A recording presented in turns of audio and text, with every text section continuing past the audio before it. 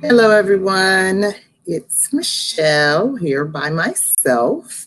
I start the live broadcast promptly at 6 p.m. Here's Georgette, I think. Hold on. Hey. Georgette, is that you? Yeah, that's me. Yeah. How you doing, We Michelle? are we are live. I was just speaking to myself, saying, I start at 6 o'clock regardless. Okay. So I'm glad you're here. But so far, it's just wait a minute. I think somebody else is coming. Kim, Uh, yay. Okay. Kim, great. Let me see how to do this layout again. Okay. Hey, Okay. Kim. Hey, Hi, how y'all Kim. doing? I'm not alone, so I'm pretty much just listening. But I'm here in support. Yeah, Power to the people. All right, all right. That's cool. okay. Yeah, well, Benita is not coming tonight. So that's Oh, held out. Let me see if this has 1 star, and I think Leonie is not coming tonight. okay. So we may get Nicole, um, but I'm not sure about that. Looks like I have a bunch of messages on Facebook. Let me just run over there and check that, see if there's something going on with Nicole. Mm. Nicole commented on a post. Let's see.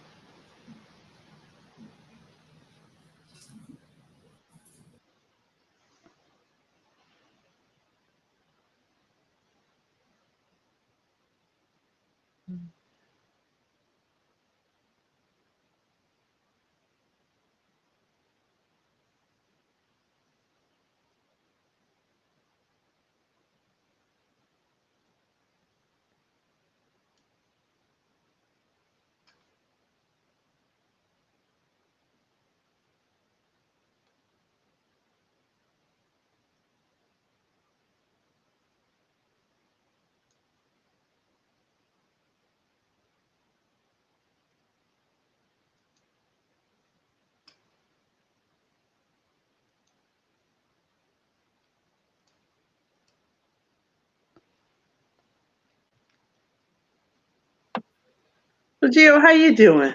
I am doing okay. I am Oh, good. battling the beginning of the week challenges, and so far it's a draw. Well, I threw in the towel days ago, so I'm just floating around. I'm Oh threw in no. the towel in. Yes, I did. Oh, Kim. Oh, Yes, well, but you're here, so that's what counts, right? that's right. Hey, Leonie.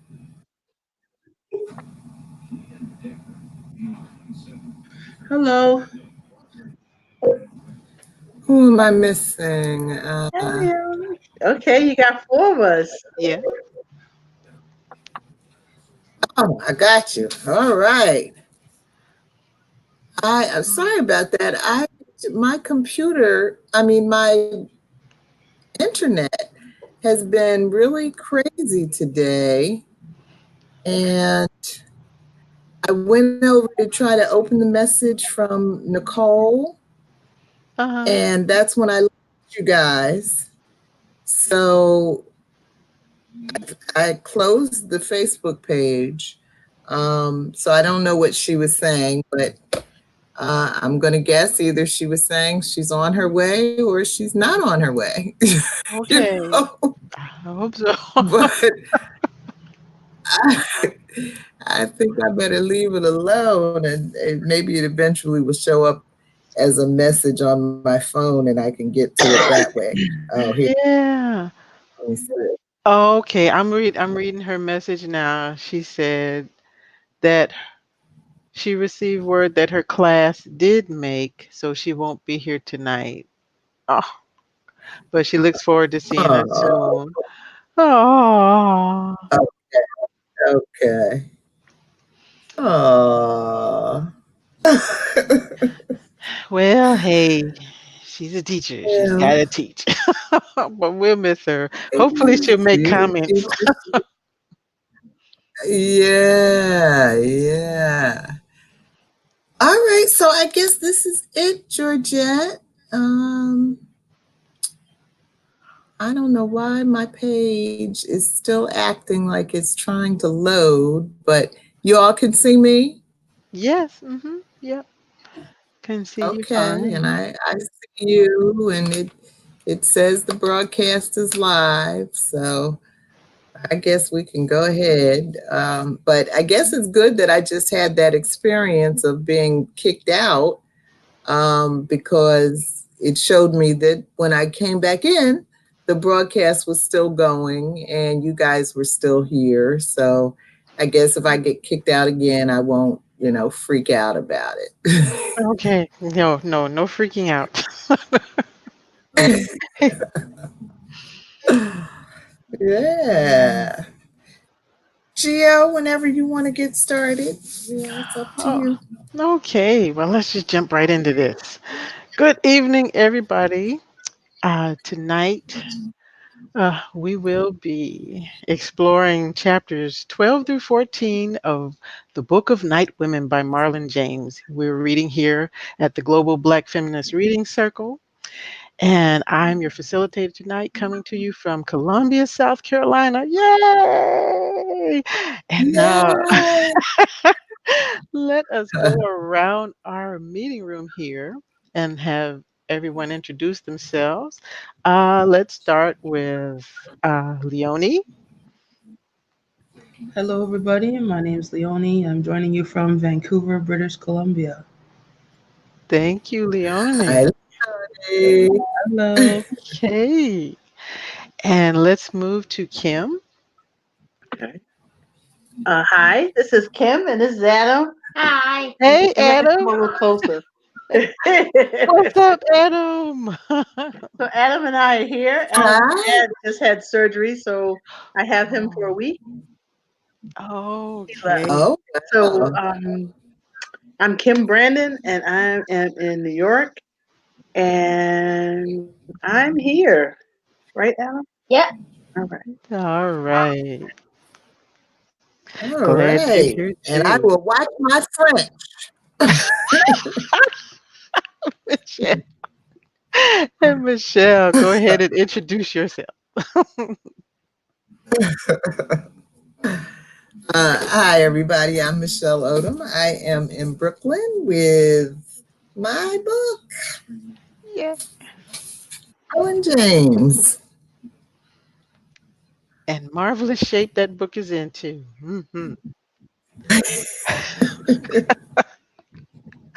Oh, dear. Okay. Next week we have Leonie, right? You is that Leonie's doing next week chapters 15 through 16, right? Yeah. Yeah. Yes. Okay. All right. And that's all I know for now. So All right. let's dive right in to chapters 12 through 14. Would someone like to read the summary?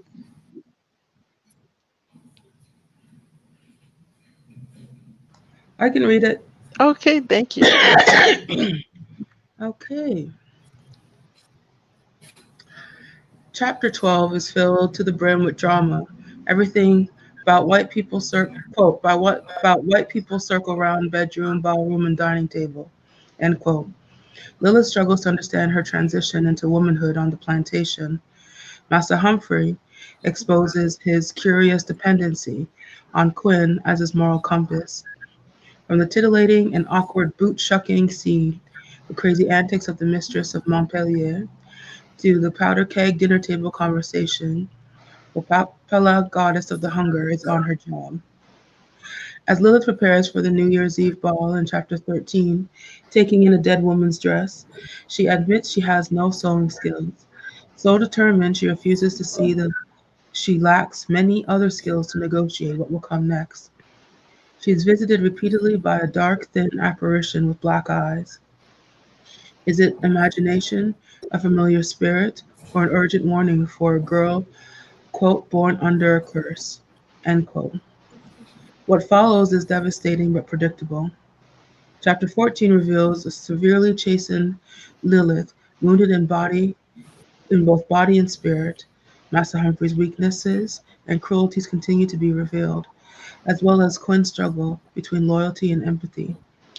Homer attempts to save Lilith by urging her to escape before worse befalls her, but Quinn intervenes. She is tied to a tree and whipped without mercy for all to see.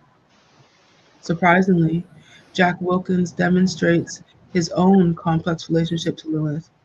Unfortunately, Lilith's next destination will be under Isabel's control at Coliva. The dum dum. Thank you, Leonie. Yes. Drama, suspense. Ah. And so, Yeah. so I don't have a bunch of questions, but I guess we can just go through them, in order. Or if you see something that really stands out to you, we can just skip to that, depending on how our time rolls. So let's go ahead and start with question number one.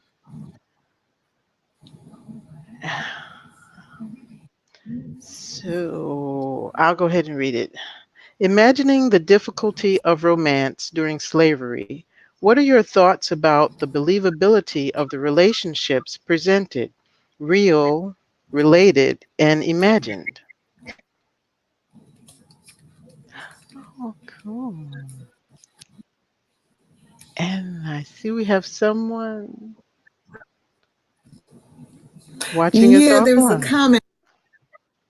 Yeah, and so I was trying to respond, but really it's not good for me because I can't walk and chew gum. Okay, that's okay. No problem. No problem. I'm sure she hears. We welcome her. Absolutely, Janelle. Thanks for Yes. joining us. And Oh, we so, can respond. Brilliant. okay. So, does anybody have a response to question one that you'd like to give?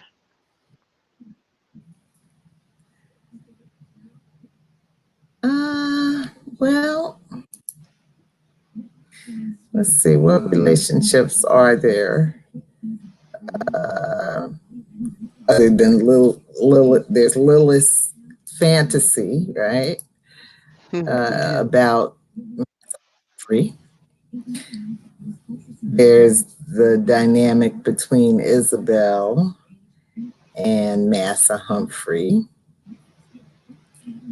And what else is there? Is there anything else? Cersei and that mad nigga. Yeah. Uh, yeah. Well, Um, hmm. well, I don't know. I mean, there's nothing. There's certainly nothing that strikes me as loving in any of it. You know, even the dynamic between Isabel and Humphrey doesn't feel loving to me. Um, just I don't know, convenient. Hmm. Yeah, that's an interesting characterization of it. Convenience. Yeah. I think Mhm. when I wrote this question, what sparked it was the conversation in the kitchen where Homer and I forgot the name were speaking of the romantic. They were telling Lilith, "Oh, you're going to be a woman now," and they were speaking of relationships and having uh, you know love. under the yoke of slavery, but they were speaking of it with such glowing terms. And in the back of my mind, I'm wondering how these women could imagine the beauty of the moment, experiencing romantic love, Mhm. knowing all that pain and suffering and cruelty and just harshness all around them. That was every day without end. And so to Mhm. speak of it was that, the release they could have, the one bright spot in all of that awful darkness, Yeah. and then,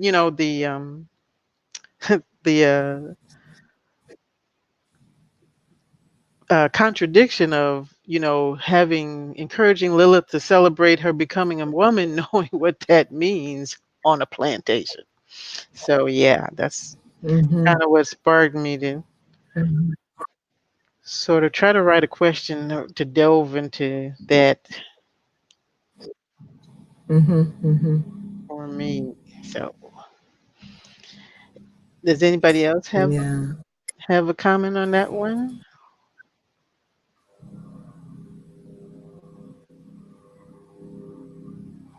Or if not, we can move on to number two, and you're quite welcome to come back to the subject if you feel something you have to say must be heard.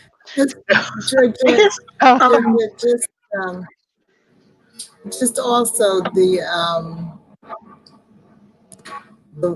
violence. I mean, I'm not sure where what showed up in these three chapters, but where you have the men um, executing the violence against the women on masses' behalf.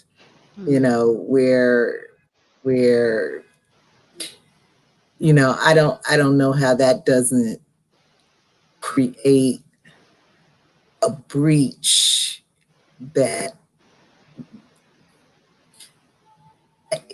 I don't know how you're feeling love for someone who at any moment may have to turn the lash on you Yeah. if Massa makes them.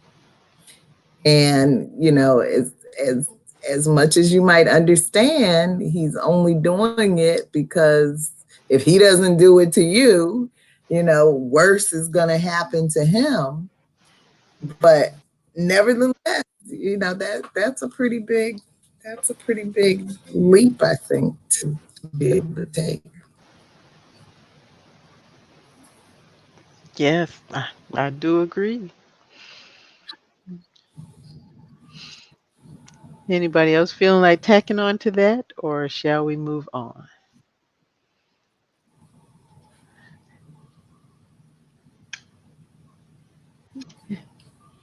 I don't have Okay. anything for that question. Yeah. Okay. All right. Well, then let's move on to question number two.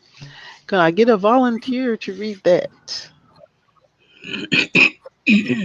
Huh? Would someone like to read I'll read question it. two? Okay, thanks. Yeah, I'll read it.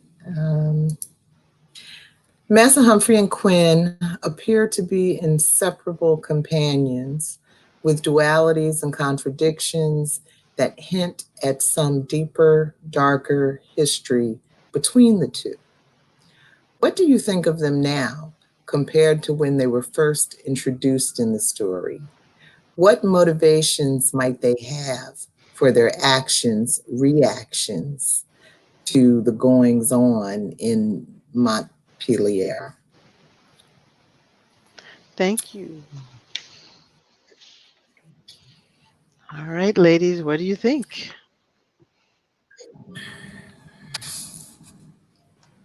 It seems to me that. Sorry, were you about to say? Sorry. I heard someone take a breath and I'm not No, sure. go ahead, Leon. Okay, so it seems to No, me. go ahead, Leonie. Thank you. It seems to me that they obviously do have some history, and that one of the roles that it seems like Quinn has is to keep in check some darker side that Humphrey has. Like you definitely get that sense that like there is like that's his role. And I think that it impacts um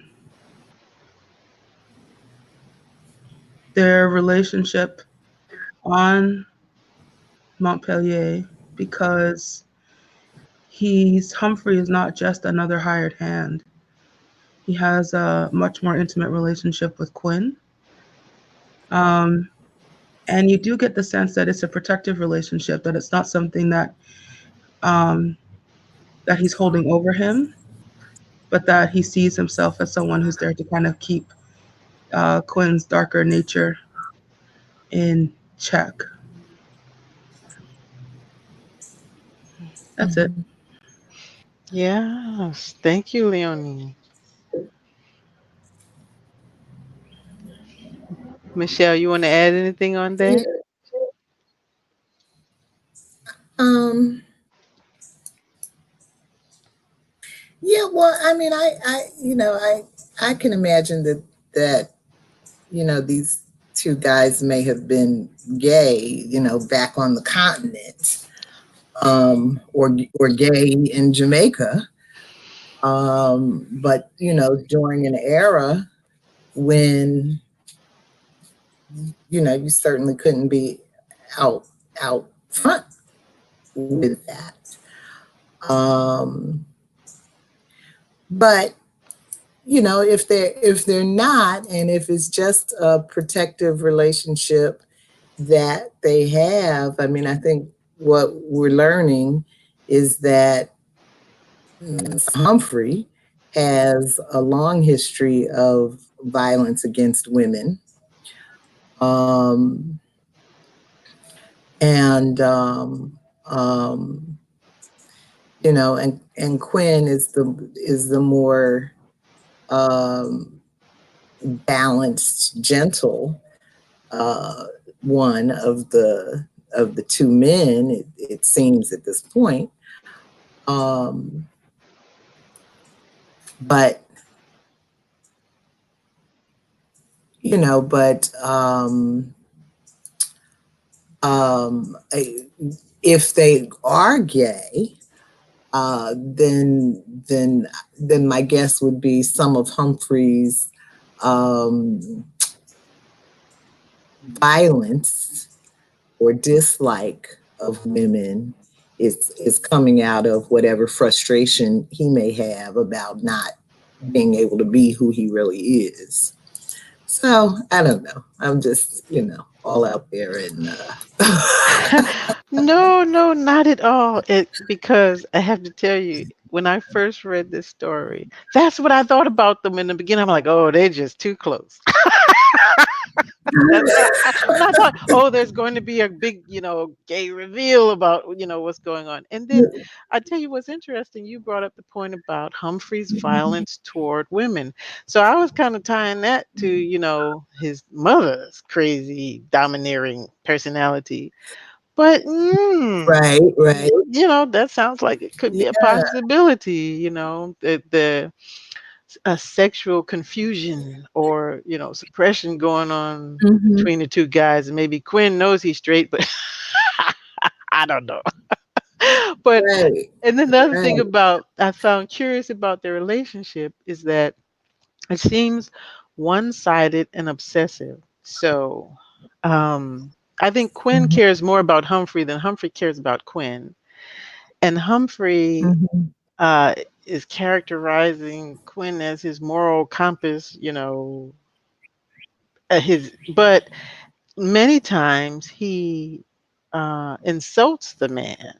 So you guys were in war together, you battle buddies. You might be bunk buddies too, but you're definitely sharing women, okay? Because you're going out carousing the town in Spanish Town, having a good time, Right. but there's not the same level of respect. He doesn't respect Quinn's Right. intelligence as much as he really should, because he gives him, he does insult him several times. And I don't know if that's a class class thing or just Humphrey's insecurity. But if somebody saved you, your life in war, you shouldn't have these kind of divisions between you. But hey, this is Marlon's story, so Right, yeah. right, right. But yeah, I just thought it was an interesting thing, because and how coincidental. I thought they might have been gay too. But okay, anyway. Yeah, there's some dynamic going on there. Yeah, yeah. Kim, don't you wish you could talk? I can Okay, talk. I'm just messing with you. I'm just messing with you. Okay, let's move on to question number 3. He know her name. During your reading of the boot shucking scene, how did you feel? Amused, anxious, embarrassed, frustrated? What would you have done in Lilith's place? Hmm. Um, I, I'm gonna choose frustrated. Uh, Okay. because I don't know, just that that whole Lilith Lilith's fantasy about Humphrey. Um, Later in the book, there's more sex scenes with different characters. Um, this is the aspect of the book that feels to me. Have you all ever heard it, as I have heard on many occasions? Um,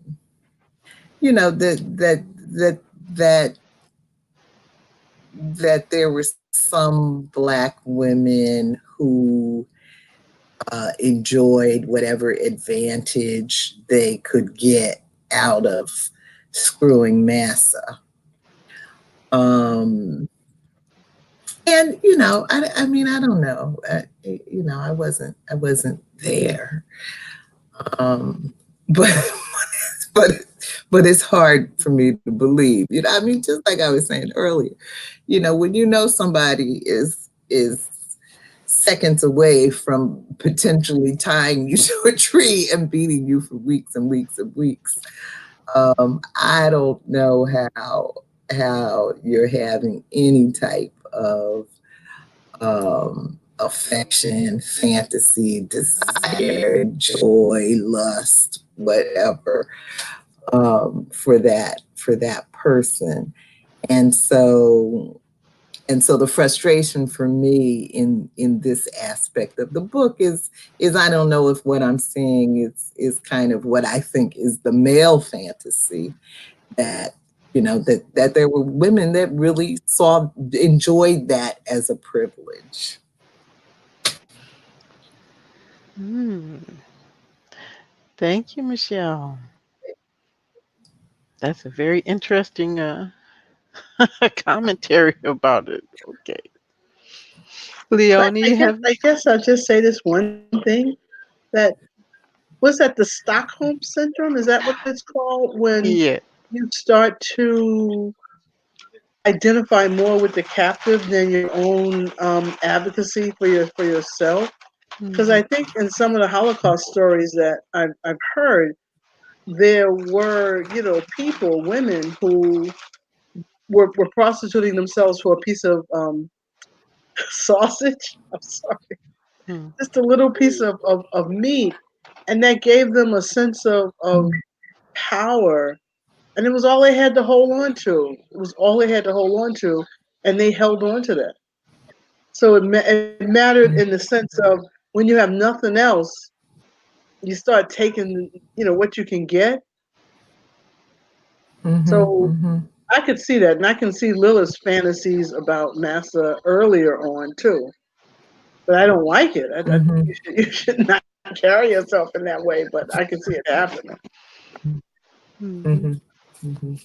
Well, thank you, Kim. Leon, you have something you'd like to add? Sure. I guess I don't see it as any one of those things because whatever it is that like it's in my view, tied to like tragic circumstances. When I think of someone like Lilith, the age that she is, being born into slavery, it's hard to judge choices that um, women would make at that time because your whole worldview is looking. When you look up, your whole worldview is looking at the bottom of someone else's foot, of someone else's boot on you.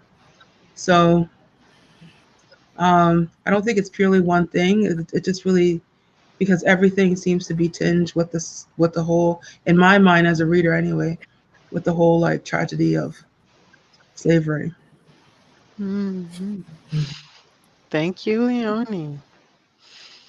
Yeah, I have to say that my feelings when I read it was kind of a mixture of all of your observations.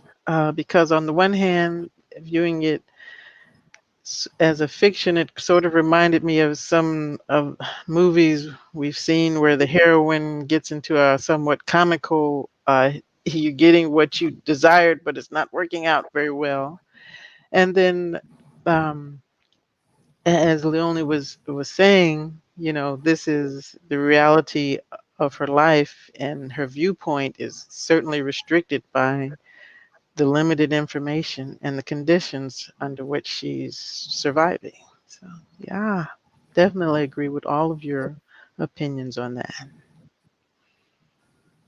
Okay, so look at time. So let's move on to question number 4. How do you feel about the crazy mistress of Montpellier?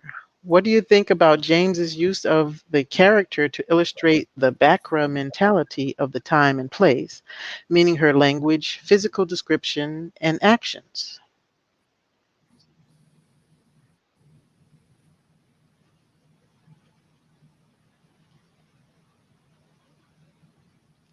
So, does anybody else think that the mistress is like a crazy whirlwind of funk?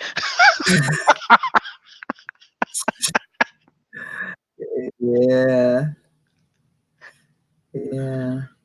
Um, I don't know. I was trying to decide if I thought this looked like Alzheimer's.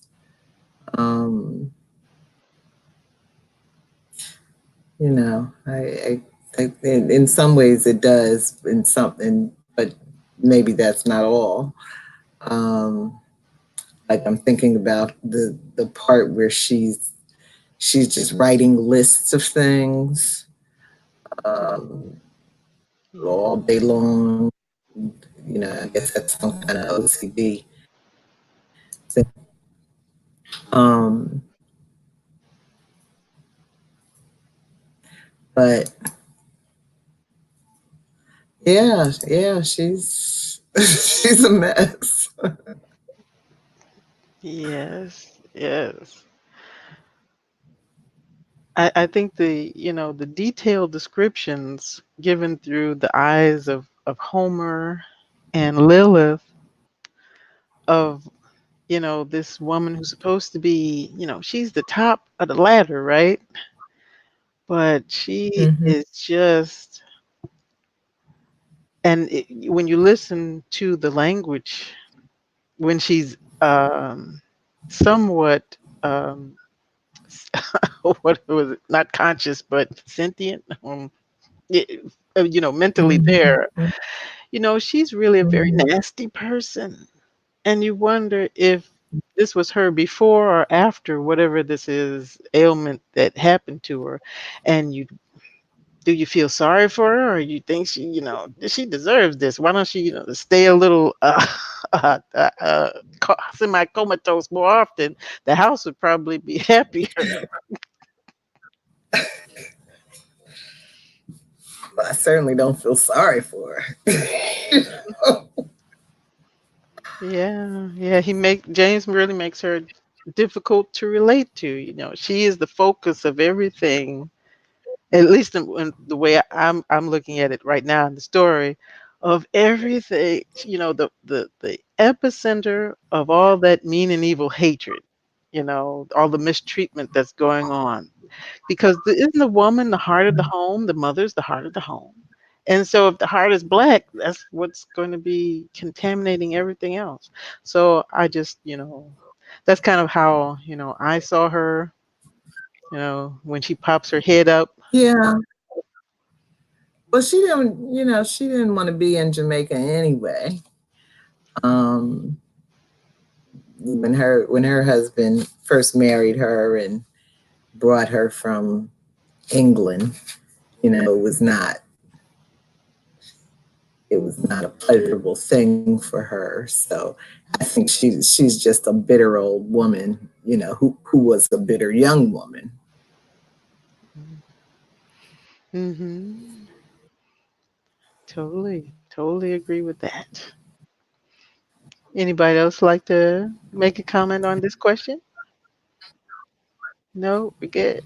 Okay, so then let's move on to 5, which was kind of linked to number 4, and that's about Humphrey's relationship with his mother. Do you think it was normal or dysfunctional?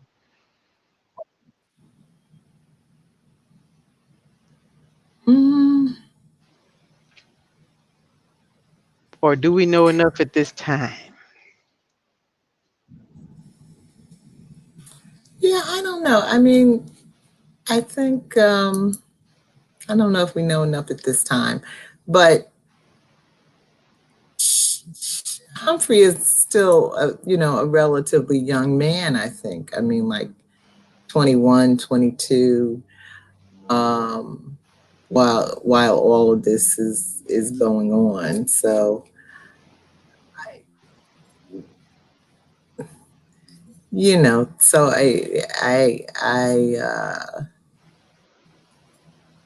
um so I don't know. I guess I would say more normal than dysfunctional. I don't think it's strange that um, in that era, um, you know, they were living in the same house with him being that age. Um, I don't think it's strange in that era that she was trying to tell him how to live his life, who he should marry or not marry. And, um, I mean, um, it's not pretty, but if normal is what most people are doing, then I would say it was more normal than not. Okay, thank you, Michelle. Anybody else would like to add to that?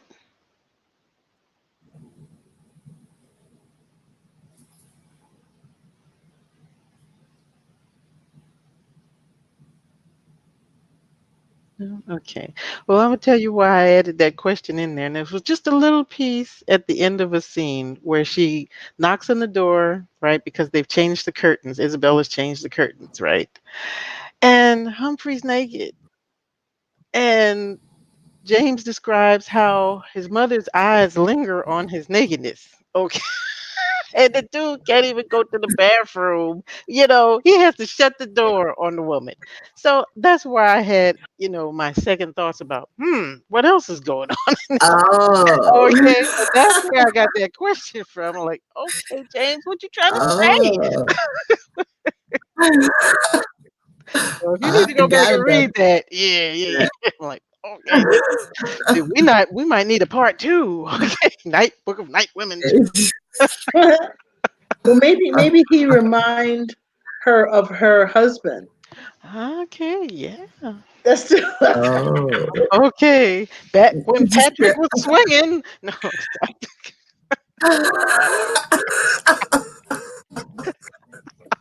Okay.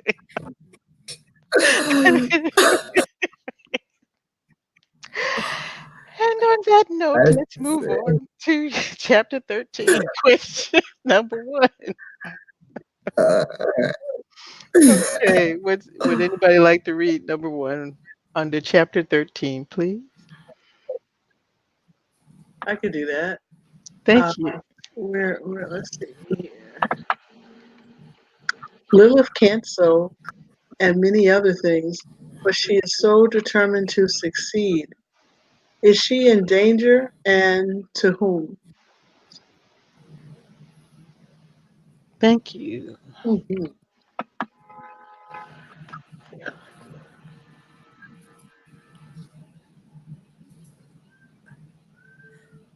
yeah, she's a danger to herself. First of all, Hmm. uh, you know, as as we see shortly. Um, but she's really a danger to everybody. She's a danger to the black folks, um, as she demonstrated um, in that scene when she first went to the cave and threatened to expose the plot. Um, and I don't think it's really come out yet in these chapters, but she's a danger to the white folks too. Look, a scared chick. Yeah. Yes, indeed. Thank you. Mhm. Yeah, Okay, I think we got to pause on Kim and Leonie. I So think so. We may be the only ones who kind of read the book this week, Georgette. no, they read the book. They just life is happening. Life is happening. It doesn't stop. Life So is happening. All right. uh, I'll give them a chance to respond to the question if they want to, but we're going to keep rolling. So, question number two: the thin, wild, and natty-haired female apparition that haunts Lilith seems to affect her mind. Who or what do you think this spirit is? Hmm. I don't know. It just occurred to me that maybe that's her mother. Oh, I didn't think about that. Yeah. Yeah, maybe that's her mother. I mean, my other thought is it could be, um, um, and I'm not saying that I believe this, but I'm saying in the context of the story and the beliefs going on in that place, in that time, it could have been the spirit of Obia, um, eh, you know, compelling her um, to do some kind of evil with somebody. Hmm. But given the description, the wild and natty hair, I'm gonna go with her mama. Hmm. Okay. What do you think, Jet? Well, now that you, at first I thought, it might be some, because Lilith is, she's clearly special. Um, Thank you. and all of the semi supernatural things that happen around her, I thought perhaps, she had some power and there was some, spirit, or maybe some um, goddess who picked her or was hovering around her for some purpose. So Mm-hmm. that's kind of what I thought. But then you mentioned her mother, so which I entirely forgot because we don't learn too much, really a lot about her. Right, right. Also, maybe a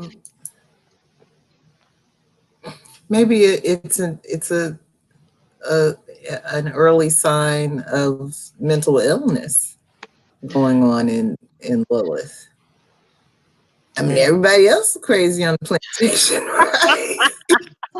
And yes, yeah, I did toy with that idea too.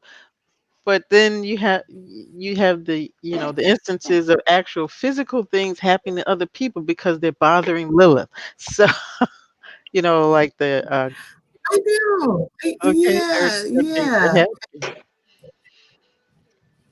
yeah. Um, okay. All right. Okay. Well, thank you for that. If anybody wants to add on to that or not, we can move on to the next question. Okay, I'll take that as a yes.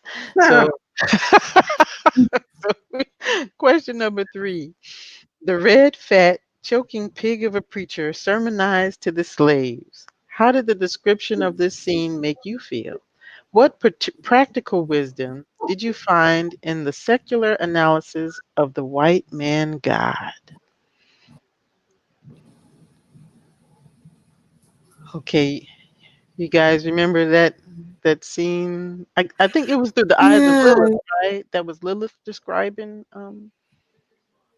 the preacher coming. yeah, yeah. And then her and Homer talked about it, and Homer was not impressed with the white man's God. I like the secular analysis of it. The piece about, it really doesn't. It just doesn't make sense. you know, when to me, when people accept a lot of these religious ideas and dogmas, um, you really have to suspend common sense or your sense of logic to believe, what they want you to believe. So the idea of baby is born, right, in December, and a few months later, a grown man comes back to life. And, like you said a couple of minutes ago, Georgette, about, all these things that are happening around, but people exploding because they do something that is threatening to Lilith. Um, but coincidences happen, and strange coincidences happen, and things happen, and I'm believe have been happening since the beginning of time that we don't understand. But because we don't understand them, there's a gap. And it just seems that there's always somebody there ready to fill in the gap with, well, I know, I can explain it, and here's my story. And instead of people saying, well, okay, that's one possibility, but we don't demand proof. And I don't know. So I like the practical wisdom of that part of the scene. Yeah, I did too. I thought it sounded so like from the eyes of a child, through the eyes of a child, because they really have a ability to cut through the BS. Like, but that ain't what that looked like. Okay, what you mean? 1 month the baby, he was a baby, and the next month he was a man. Yes. Yeah. Just really highlighting the absurdity of religious dogma. What's the real reason you telling me this right now, Kay? What's your Right, motivation? right, right. And so you can just put yourself in the shoes of the enslaved people at that time hearing that, where they clearly have other beliefs that are really just as fantastical. Yes. You um, but if you already caught up in one set of fantastical beliefs and then you hear another one, I can just imagine how strange it all sounded. So, and the red, fat, choking pig of a preacher, he was a disgusting sight. Just a hot mess. Yeah. Yeah. In his too tight britches. I'm like, okay. Yeah. Looking at the mass as he drives off, as he rides off, collecting his pennies. Did you all see that post that I did about the slave Bible? No, I must have missed that. Oh, Yeah. I think it's wh- should be on the page for the Global Black Feminists. Um, if it's not there, it's on the event page for today, but it's probably on the page. But okay. and on my page, my own page. Yeah. Apparently, there's something called the Slave Bible, and I think the article said there are three known copies of the book currently in existence. I think two of them may be in England, and one is at a museum someplace in the U.S. Um, but the story was saying that during the 16 and 1700s, 1800s, the missionaries that were coming from Europe to the islands had a special Bible where all references to anything that would inspire you toward freedom, or toward thinking that you had as much right to this earth as anybody else, were all removed, and the Bible was maybe about one third the size that we know it as today, that they used. And so James doesn't mention it in that passage, but as I was reading that, I was thinking about that article, which I just found recently on a friend's page. Um, but I could just see, that Bible being used in that scene that James presented. Yes, absolutely. Hmm. Thank you, Michelle. Ah, Kim, are you there? Would you like to comment?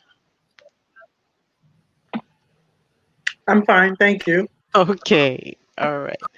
Well, then let's move on to question number 4. Michelle, would you like to read that for me? Or, well, it's Yeah, just us. It's just us. yeah, it looks like we lost Leonie. Yeah.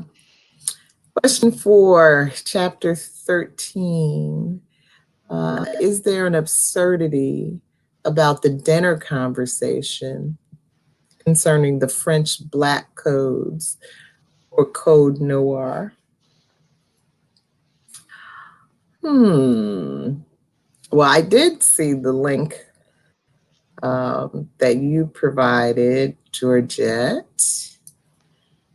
And in fact, I made a post out of it that should also be on the Global Black Feminist page. Okay. Um, is there an absurdity? Well, what I said when I did the post Mm-hmm. was that there are animosities between the different types of Europeans that run throughout the book. Um, the British and the Irish don't like each other, and the Irish and the French don't like each other, and the British and the French don't like. They've got all this stuff going on.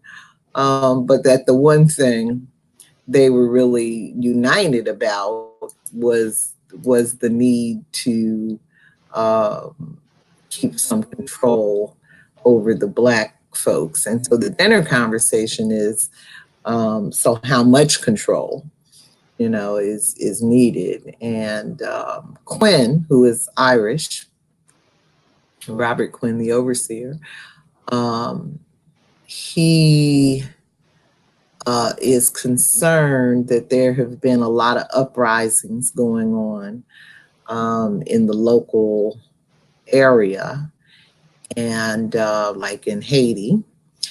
And he is concerned that there's not enough control um, over the Black folks in Jamaica, where the ratio um, is, I think, for every one white person, there are 33 Black people.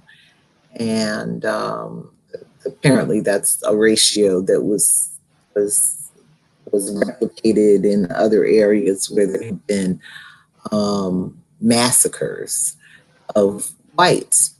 So Quinn is concerned that which is it's a twist, since in other parts he is um, appearing to be the more compassionate of the two men, but in this scene, Quinn doesn't think there's enough control, and Humphrey thinks that things are well under control in Jamaica. Um, but but what they would both agree about is there needs to be some control. So um, I, um, I don't know if I would call it um, uh, absurd. Well, I guess the dinner conversation is kind of Humphrey asking his mother, what she knows. And she says she knows a lot about it. And, and she's using that, as part of her way of um, letting him know she does not want him to marry Isabel, who's part French. So yeah, it there's an absurdity, yes. Thank you, Michelle. Yeah, I was searching for a word that I might embrace how I felt about all these, people of power and position sitting there speaking in fearful tones about people who you are oppressing. What do they have? I mean, Right. the repercussions are In so front of severe. in front of them. Yes, yes. And, the repercussions Hmm. are so severe. Um, that is, I'm sure they could have found something else to talk about had they had a better character. But you bring up a good point about the um, the animosity between all the different kinds of Europeans and religious, denominations there, because you have the black Hmm. codes. Okay, the first article in the Black Code is to expel the Jews from the French colonies. Now, didn't have Mhm. time, but I need to know, what did the Jewish do? What did they do to Louis? Okay, like, get them out of here. Get their shekels and their Hanukkah Yeah, and get to yeah. stepping. Like, that is crazy. Unless maybe they were like early abolitionists or something. I don't know. I have to look deeper into that. But uh, it- Yeah, and I don't know, but but hatred of the Jews, it didn't begin in Germany, mm, with Hitler. They yes. have been dealing with stuff, for a long time. Um, so I don't know, I don't really know anything about the specific issue of the Jews in the islands during that time, but but hatred of the Jews, goes way back to ancient times. Yes, that's true. Hmm. Yeah. Okay.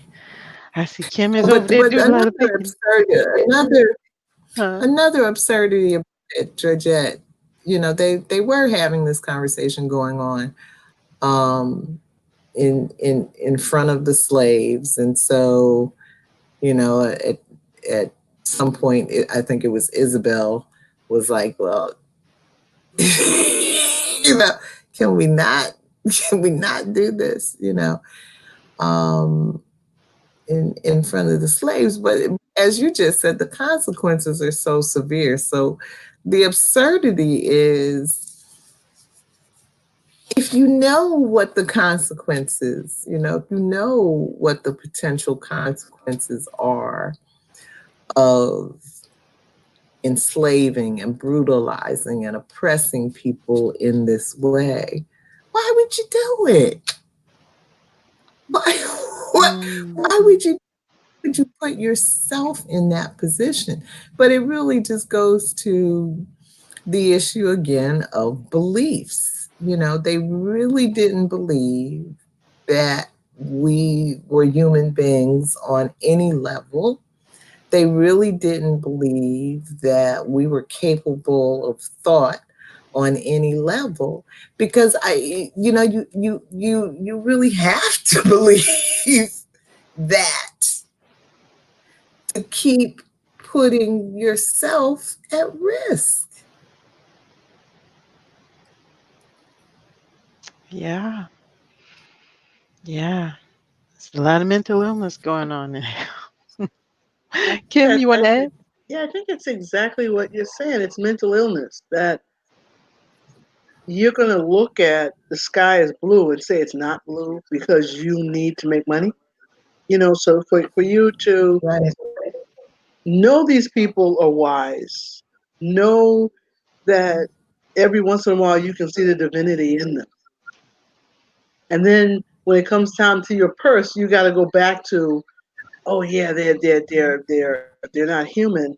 And it was so many scientists at the time that were writing books to kind of say, yeah, I can prove it. Their brain is shaped differently. They're from this ape or whatever. But at the end of the day, these people were in your home. You've had conversations with them. You know, you know. And so I think what is also absurd is that how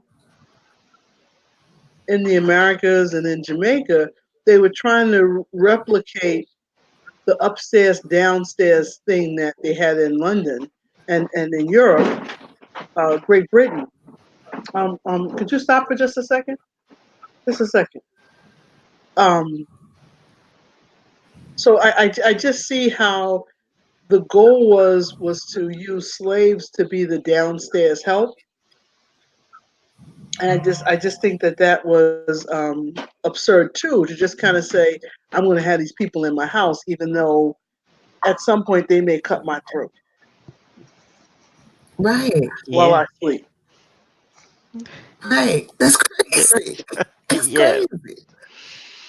crazy. Absolutely. Good points, Kim. Excellent. Yeah. Yes.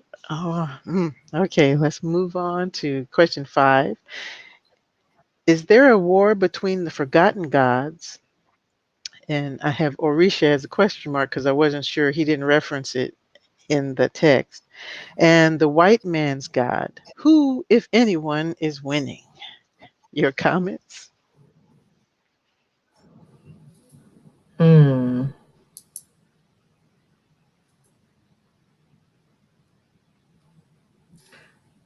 Well, I guess I would say at this point in the story, the white man's God is winning. You know, if it's the white man's God that is being used to justify the enslavement of a people, um, I guess he's winning because they are still enslaved, still complying, still not cutting those throats. Hmm. Thank you.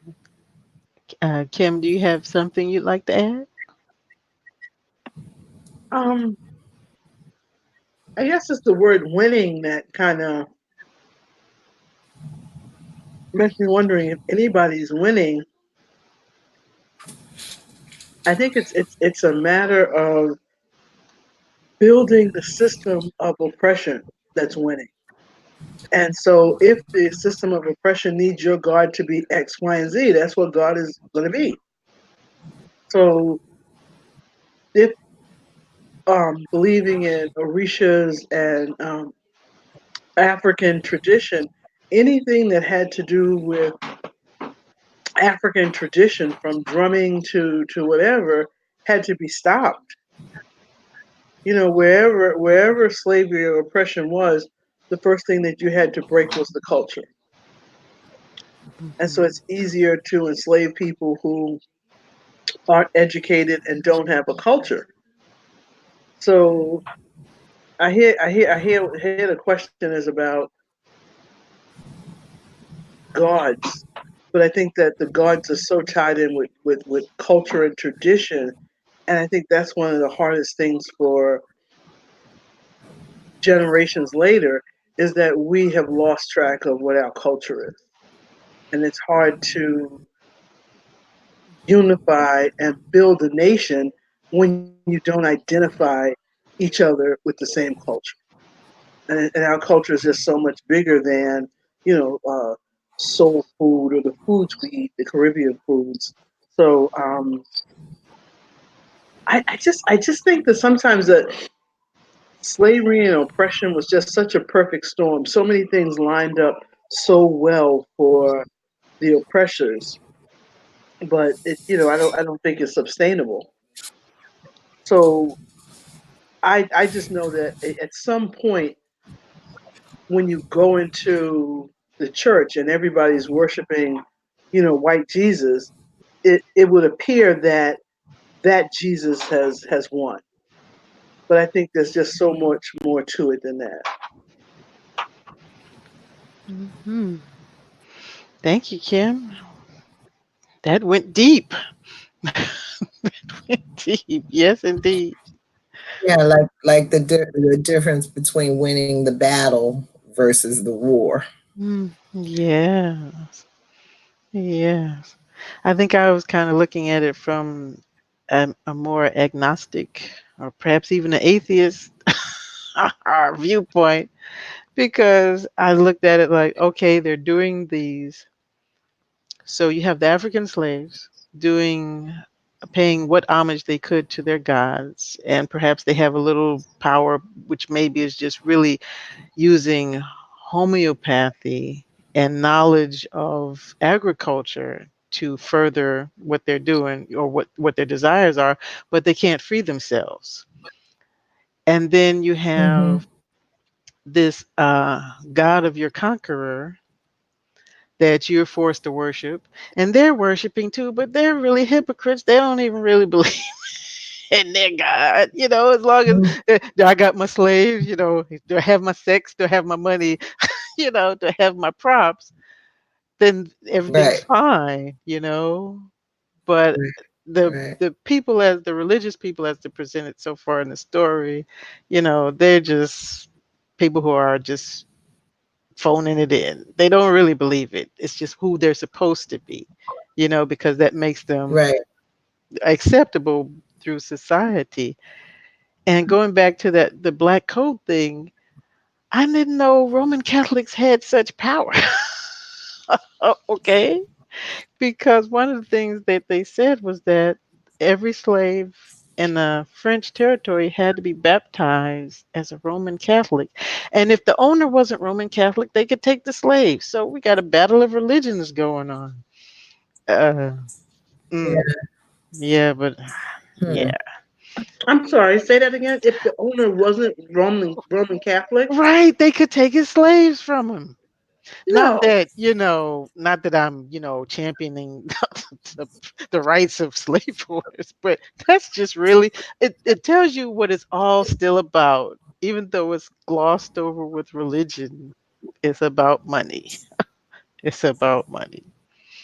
That's at least that's the way I see it. So, I remember going to a workshop and I think it was Miriam Tillinghast. She was talking about the power of the church, the Roman Catholic Church, and how so much money came into the church from slavery that the church got more and more and more power. So it's almost like one thing feeding the other thing, and until a point that the power from that church was actually coming from the thing that they were pretending not to honor or not to encourage.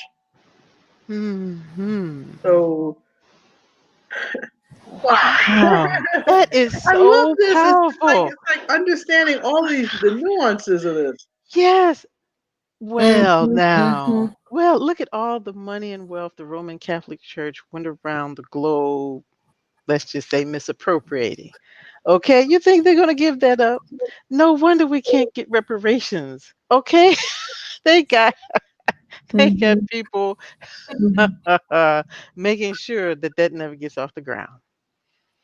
Mm, Mm-hmm.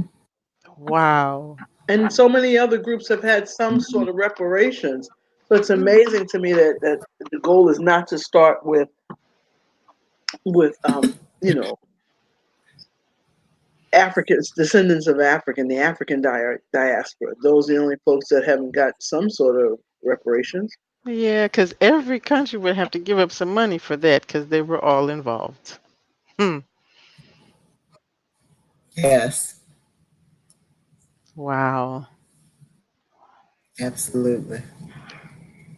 man. Okay. All right, let's see if we can get a couple of questions from chapter 14 in. At this time, since we have like what 16 minutes left, I'll ask you ladies to look over Mm-hmm. these last 7 questions and see which ones you would like to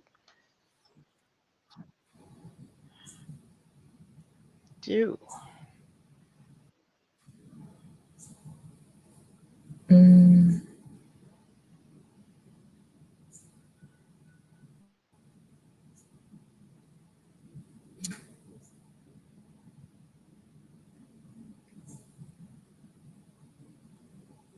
uh, I, I, I think I want to look at number 4. Okay. If Um, you can go ahead and read that for us, number Michelle. 5. Number Hmm. 4. Number 5. Okay. Um, Let's see. Number 4. Nigger flesh will find even the smallest thing to stand up. Knowing that Lilith was already beaten and raped for spilling the hot soup on the chaperone, what does it say that she continues to be whipped twice a week thereafter? What is this doing to or for Humphrey, Isabel, Quinn, Homer, Lilith? Hmm. Yeah, they beat that poor child senseless. Um, I don't know what it is doing for Humphrey or Isabel, but I guess it's giving them some kind of little thrill, some kind of sense of power, that they are able to lord over um, people. Um, in other words, um, satiating their weak egos. Quinn, I don't know. Quinn, Quinn is behind this one. Um, I don't know if he is just trying to prove to Humphrey that he is tough enough for this job, that he can be, as mean and ruthless and, um, you know, um, I think that's somewhat what Quinn is getting out of it. Um, Homer, I think, is finding her compassion again for Lilith. She was pretty turned off to her after Lilith threatened to expose the women's rebellion plot. Um, but I think Homer's heart is going out to Lilith during this phase. And for Lilith, I, I think Lilith is um, um, letting go of her fantasy that she is going to be the lover of Massa Humphrey. Um, she is seeing the reality of who he is, um, which she has not been able to see before, even though it's always been there. Um, but I definitely think it's a part of the maturing of Lilith. But I also think that Lilith is rapidly going insane, and that this period is a part of what's taking her there. So, Thank you. Thank you for your observations.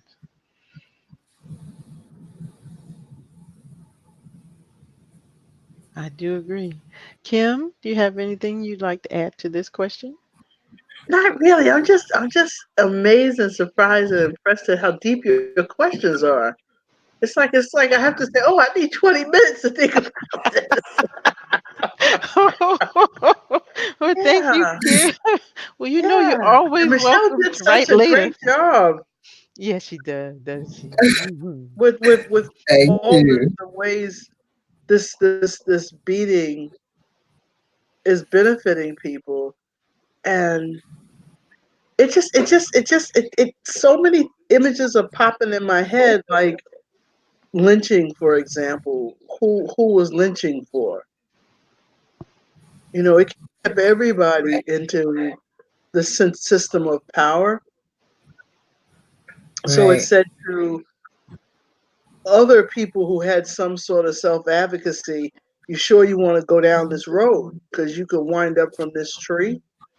So Right. I could see Lilith slowly um, going insane. But that was a message to everyone there. And so when you look at the lynchings and you see women and children and everybody at the picnic, everybody came to the picnic. Mm-hmm. So whatever brings the whole family to watch another human being um, brutalized and tortured and set afire, that's what I think of this family, of these people at the table. That everybody got some emotional need met, Mm-hmm. Hmm. and maybe that's the culture.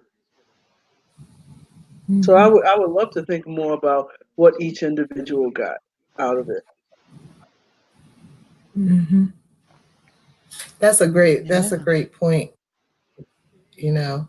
And I think this is the part where even the slaves got tired of watching it, you know.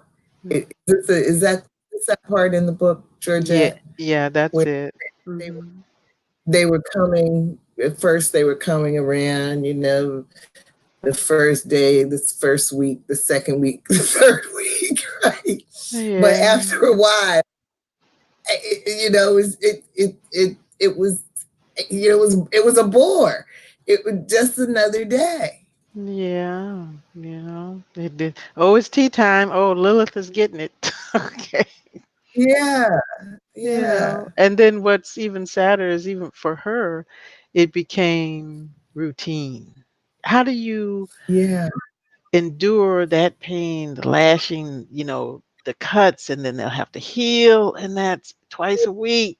How does your skin heal? Okay, being beat like that. And you close your mind off, or that part of your mind off that is in rebellion to what's happening to you. So just to endure it. I don't know. Yeah. I don't know. I don't know. I can't imagine. I can't imagine surviving this, at Yes. all. It's funny. It's like it's the whole system of slavery. It's hard to imagine surviving it, especially if you're in that summer sun all day. Mm, What that does to your mm, body.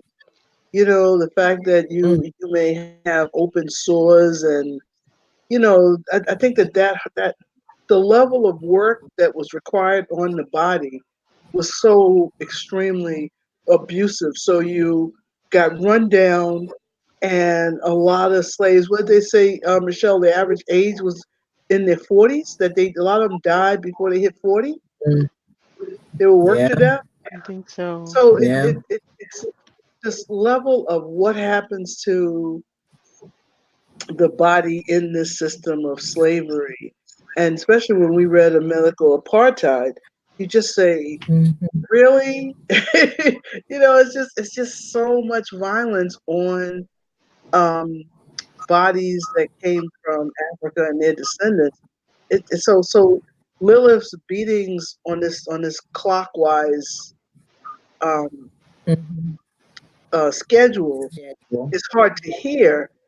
But when you got to be Mhm, dragged to the field every day, when you may have an ulcer, you may have this, you may have that. mm. I just think that everybody was a Lilith. Yeah, Hmm. yeah. That's a good point. Indeed. Thank you. Okay. Michelle, I think you said you wanted to do five too. Oh yeah. Um,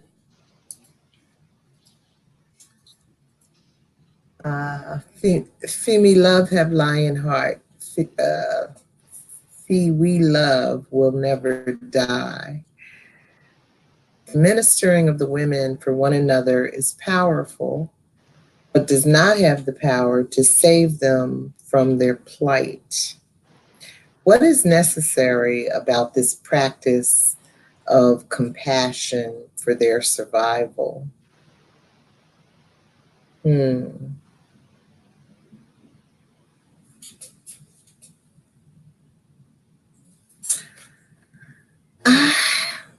That was a powerful scene. Yes, it was. Hmm.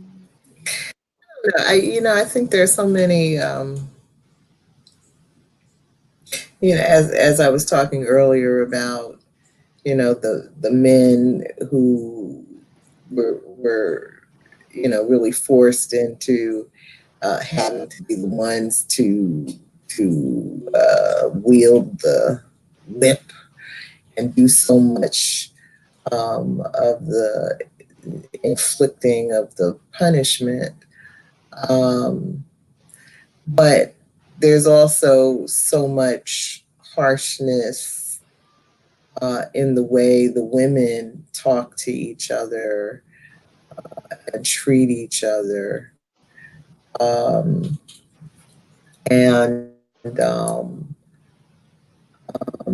so maybe to your question, what is necessary about this practice of compassion for their survival, or as Kim was saying earlier about the sausage and the juice, and finding some little thing to cling to. Um, Maybe these brief periods um, of compassion for one another or sisterhood um, is is is is what allowed people to get up and try another day. I don't know. It wouldn't have been enough for me. Sorry, sisters. Yeah. I have to tell you, I see you chicks on the other side. I can't do Hey, to thine own self be true, right? Okay. it. Don't be the weak link. Yeah, that would be me. And you make some really great points about the things that they do to try to maintain their humanity. So, and what greater demonstration of your humanity, despite what how you're classified and mistreated, is to still be kind to someone who maybe doesn't deserve it, maybe deserved what happened to her almost, but Right, you're still there to show her that she's a part of you. right. And right or wrong, and any mistake she's made, you're still there for her because that's what you Yeah, do so you can continue. yeah. And I mean, and the thing is, as awful as Lilith is, um, it's really not her fault that no one had time to train her to do that job. You know, um, Isabel didn't have time to train her. Uh, Quinn didn't have time or want to go to buy a new slave. So she was ambitious and she was anxious and she was a know-it-all and she wanted that job. But the fact is she didn't have any training for that. And so there was no ownership of that on the part of Isabel or Humphrey, or any of those guys. Um, so to me, she really didn't deserve that punishment, and she didn't deserve. I mean, so one of the things was, well, we're gonna beat her because she forced Massa Humphrey to show his beastly side. Yes. Far be it from me to make you beat my butt. Okay. Yeah, I'm so sorry. I made you draw back with the wrath of God and all your knuckles. yes, Ah, Like, it's my fault, Massa. yeah, It's my fault. yeah. I mean, she got a raw deal on that one. Oh my. Yes. Yes. Yes. Yeah, That was that so was really unnecessary. Humphrey got issues. Humphrey got issues. Okay. yeah, Because I'm just thinking that a more experienced plantation owner would have said, oh, Quinn, come here, take care of this. right, Okay. And he'd have went back drinking and, corrupt, socializing with the governor and his right, wife. Okay. right. So, yeah, he's not who he Got appears to be. issues. Yes. Yes. Yeah, yeah. What did he punch Lilith in the chest? And you know, Yeah. I mean, this ain't the bar, dude. This is the middle of the right, ballroom. Okay. right. Uh, Yeah, that was harsh. That was harsh. yeah. Yeah. So, Kim, do you have a question or you want to add to this question? Or any comments?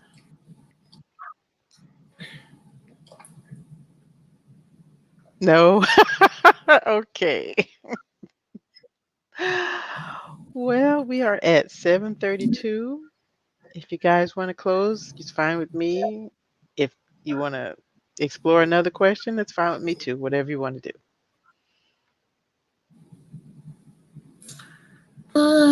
I guess I'm ready to close. I um I of course have read the book, and I read these chapters recently, but I've moved on. I think I'm maybe up to chapter 17 or something. And so these chapters are not real fresh in my mind. And so, I had such a hectic day. I didn't have time to like cram today. So I have to apologize for that, That's Georgia. okay. You did fine. We never would have told. No, no. Well, I will know. I will know. But I love these questions. These really are such thoughtful questions. Um, and a lot of them uh, focus on aspects that really didn't jump out at me, and that's just what I love about this process of sharing the question writing, because it's so interesting to see something from somebody else's perspective. So thank you so much for that. Oh, and thank you guys for participating because your opinions and viewpoints really put spice on the top of the cake. Yes. I also wanted to thank you, Georgette, because I mean your questions were so deep into the storyline, and I actually like that. I wish I had the ability to. Oh, Kim, you muted. You muted. We Oh, I'm missed it. sorry. Oh I'm sorry. I was just saying how I really appreciated the questions, And I loved how you went so deep into the storyline. And it just caused me to pause and kind of say, I would like to kind of consider this some more and maybe even reread some of those chapters. I didn't get all the reading done. And I just thought it was excellent. I like it. So I'm going to try. I'm going to borrow some of that is to get Okay. deep into the chapter more. So I appreciate that. Yeah. Oh, you guys are welcome. But you do too. You guys do it too when you bring out your questions. Well, I And like these big questions. I like the questions that say, okay, now that we done read this, how does that relate to this? okay. So I like stand stick a combination of both. Yes, yes. Yeah. Yeah. Thank you, Yeah. Georgette. Ah, you embarrassing me. Oh my gosh, you making me blush. Ah. But no, I wanted to honor uh James's he's doing this for a reason. It's not just to make, a fluff piece. This is not a fluff piece. So I'm looking for Mm-mm. his meaning behind the meaning, behind the obvious entertainment of it, the eye candy. Mhm. What Mhm. else might he mean? Mhm. What else is he trying to show us? So, hey, Right. I'm glad we could enjoy this process. Yes, indeed. Yeah. Yeah. He's deep. And Janelle, if you're still out there, thank you so much for joining us. Yes. Hmm. You ought to come on in the hangout one day. I was trying to see if you were trying to get in. Yeah, but we'd love to have you join the conversation, especially if you're reading the book. Yep, that's right. Don't be scared. Come on. We're going to bite. Yeah. All right. Okay. Well, Well, okay. everybody have a good one. And so I did if you can cut the live off for a second, Michelle. I don't know if that's possible. Okay. So we'll see everyone next week reading our story together. And I'm going to end the broadcast.